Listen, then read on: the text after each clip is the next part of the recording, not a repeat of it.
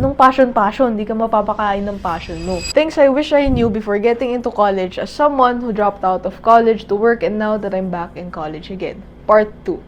Number 3, explore more. Don't limit yourself to what you only studied in senior high. Explore more about yourself, more of your interests. Kasi ang hirap if ma-cage ka lang, pero in reality, sobrang dami palang options na baka mas better para sa'yo. After exploring, you end up figuring out na sige, yun pala talaga yung para sa'yo. Then, you have more confidence na okay, ito talaga yung gusto ko. Kasi nung senior high, STEM yung inaral ko. At ngayon, nagbabalik tanaw ako. Malaking ang factor kung bakit ako napunta sa engineering. Kasi yun yung inaral ko. At since may internet naman, I really wish I ask more people for advices or perspective. Kasi hindi naman ibig sabihin nun na lahat yung tatanggapin mo. Sana lang mas nahulma ko yung perspective ko para lang mas may deeper understanding yung naging decision ko in the past. Number 4, passion.